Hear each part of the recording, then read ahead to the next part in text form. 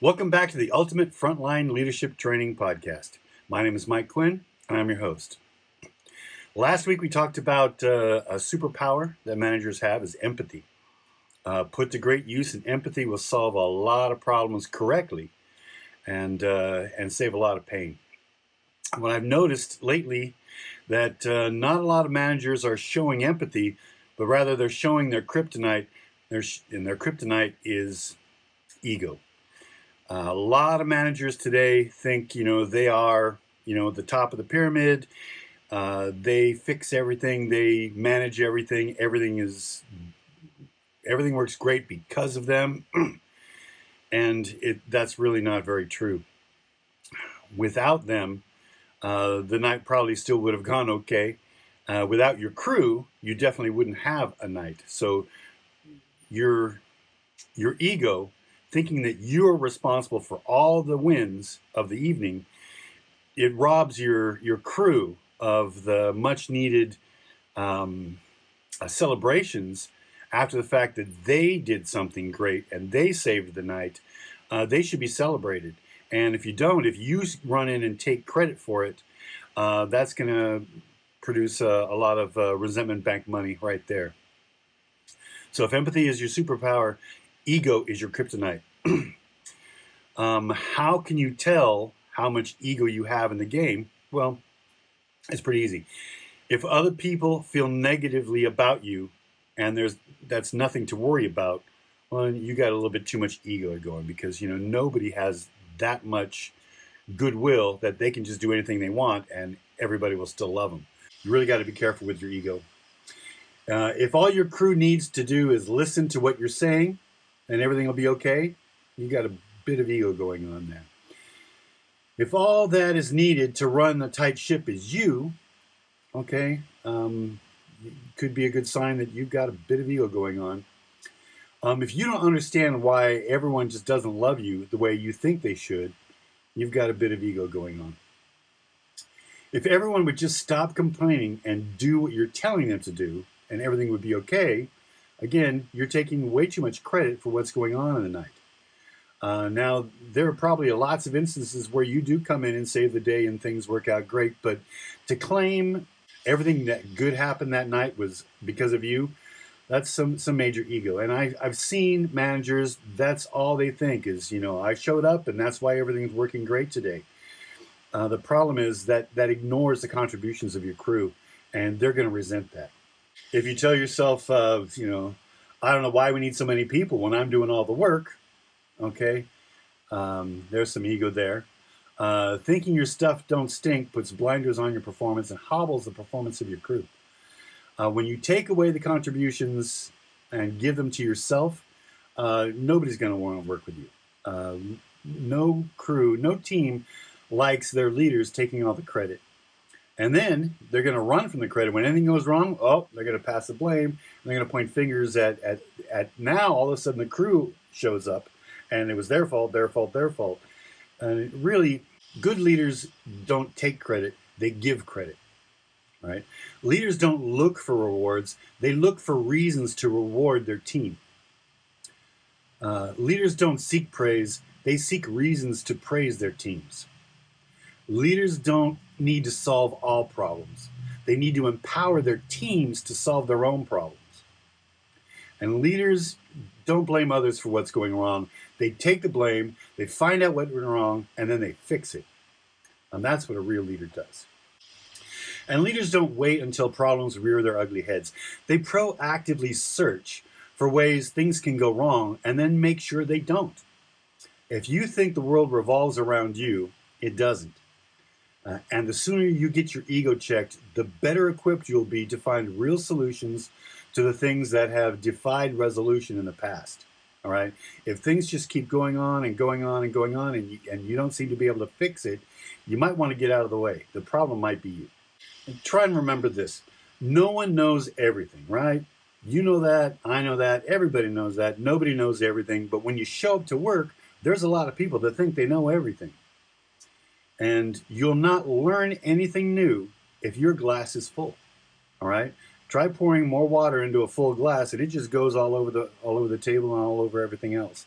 So You need to have a half empty glass. You need to think that you don't have all the answers, and you need to actively go searching for the answers and searching them from your crew. Heck, they're the ones doing the work. Oftentimes, they know what needs to be fixed and they know how to fix it. If you just ask your crew and work with your crew, you're going to solve a lot of the evening's problems a whole lot easier, a lot faster, and then you're not going to make everybody mad by thinking that, oh yeah, I did everything, and everything went great because of me. If I didn't show up, this would have been a horrible night. Well, that's not the way you need to think about yourself at the end of the day. You need to get over yourself. Everyone else will get more done than you tonight, and so they are more important than you. All right. Your whole job is to get your team the tools and the training necessary to do their job. All right. That's your task. You got to get the alcohol from the liquor closet. You've got to get stuff out of the freezer. You've got to get the cooks the food that they need to cook. You got to get your servers all the stuff, the passwords and everything they need to do their job correctly. Your job is an enabler. A good manager enables their crew to do their job so that the customers will be happy and satisfied. That's really what you should be doing. You're coming in at the last minute to save a problem because a customer wants to speak to the manager because they didn't get the service they wanted from the server. Well, guess what? The server should have been enabled to take care of the customer's problem. Now they got to come to you, and so obviously now you have to solve the problem. Well, you wouldn't have had to solve the problem if you had enabled and trained your staff to take care of the problems themselves. So, part of the ego problem here is thinking that, I have the keys, I've got the logins and everything, so I'm going to fix all the problems. Well, that doesn't make you the hero. That just makes you the bottleneck. And so all these problems and stuff are going on in the night, and especially on a busy Friday or Saturday night, you can have several problems going on at once. You don't want everything to be bottlenecked to you. You want to be able to have your servers and your bartenders and your hosts or whatever to be able to see what the problem is, know how to solve it, and solve it without having to go to you, because you're going to have lots of other things you're going to have to do. Open doors, unlock closets, you're going to have a lot of stuff to do anyway. So making yourself the only person who can solve a customer's problems is not the way to handle a customer's problems. They're going to love you to death if their server takes care of everything and they leave and they tell you what a great job their server did. Oh my God, that's the best thing a manager can hear, is what a great job their server, their busboys, or their bartenders, or their hosts, took care of a problem. That's going to be the best thing you can do. I remember one time a customer was having an issue. They didn't like the way that one of their burgers was cooked. I can't remember. It was something wasn't cooked right.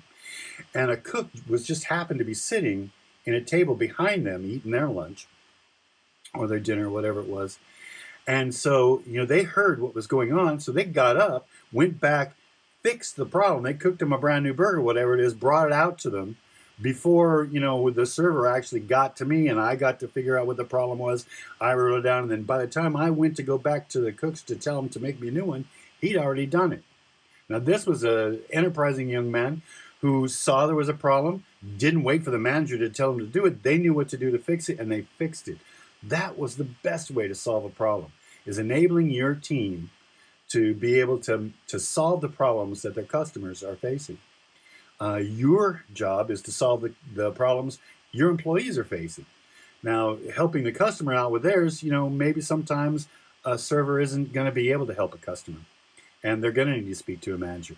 Those are the rare instances where a manager should come up and take care of the problem, do whatever it takes to make the customer happy.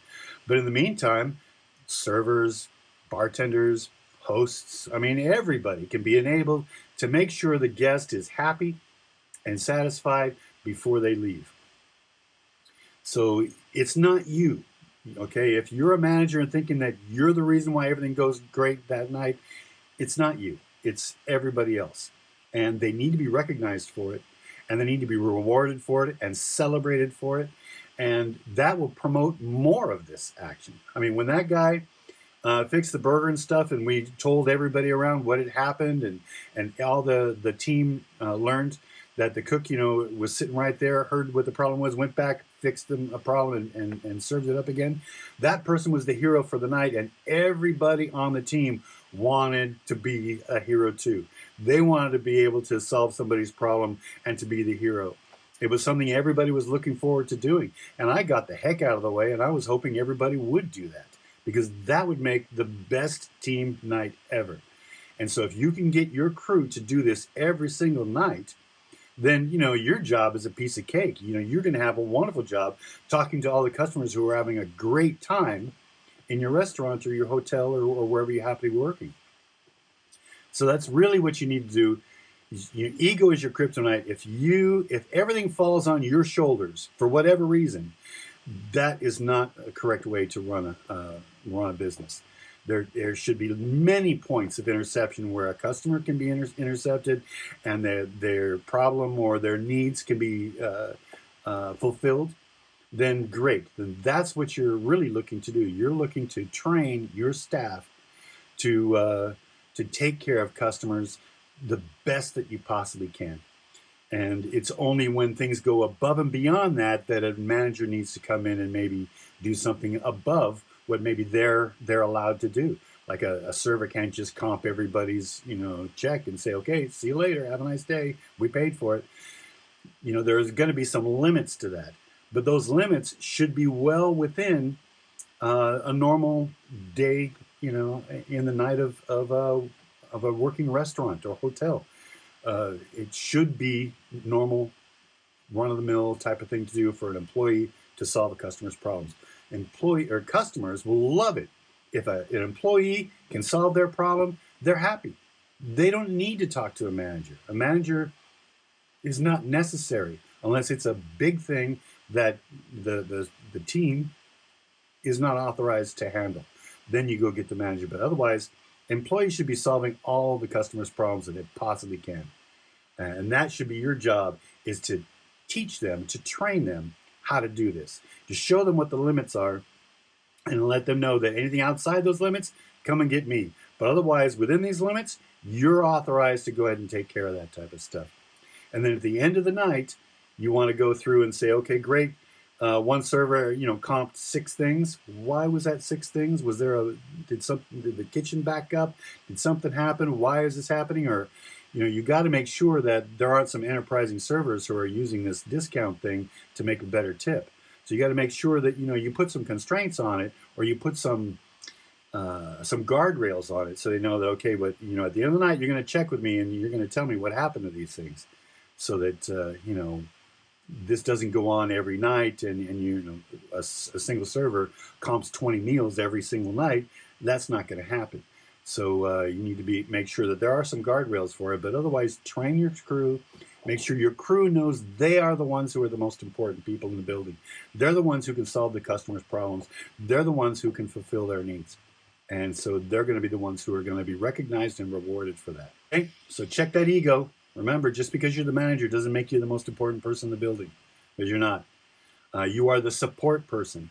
You get the dishwashers everything they need. You get the busboys everything they need. You get the servers, the house cleaning departments. You get everything that the people need to do their jobs. That's you. You're the support person. You're not the big leader cracking the whip and making the whole place work great.